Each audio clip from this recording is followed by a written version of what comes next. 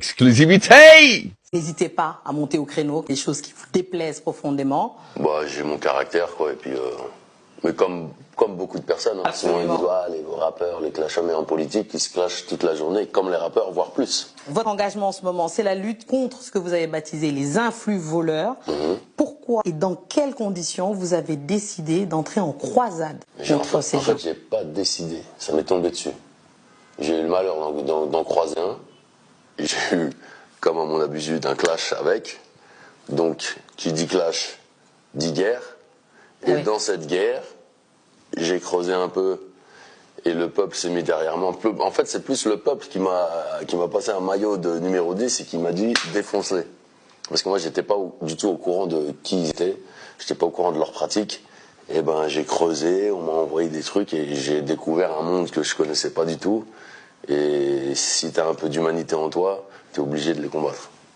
Mais alors, j'ai même pas décidé, quoi. C'est un devoir, c'est le devoir de tout le monde. La preuve, et la preuve que j'avais raison de m'engager là-dedans, c'est que ça a commencé avec des ventes de faux AirPods. Et là, on dit sur du trafic d'enfants à Madagascar.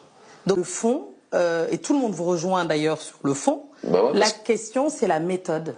Les gens se disent, on va dire voilà, ça. ils utilisent le peu harcèlement, importe, voilà. Peu importe ce qu'ils disent. Est-ce que cette méthode, elle n'est pas contre-productive? Bah non, puisque... On passe sous silence on peut dire ce que vous dénoncez, en tout cas, déjà, moi, j'appelle pas du cyberharcèlement. J'y vais un peu fort.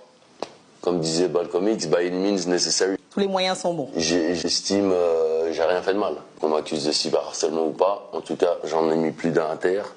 On leur a coupé les vivres et on essaie d'arrêter toute leur supercherie.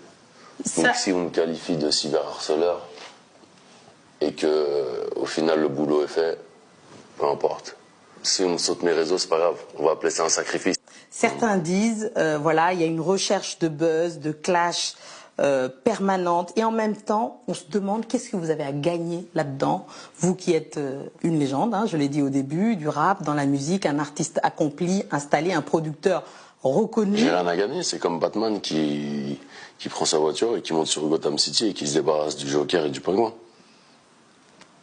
Batman, il a rien à gagner, il a déjà son Lamborghini, il a un manoir, il a son homme de main. C'est la même chose. C'est pas pour gagner.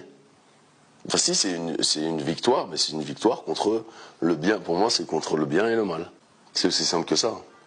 Après, qu'ils disent, s'ils sont assez bêtes pour croire que c'est pour le buzz, j'ai pas vraiment besoin de ça. Je remplis un stade de France sans promotion, donc le buzz, j'ai pas besoin de buzz. C'est pas du tout le but.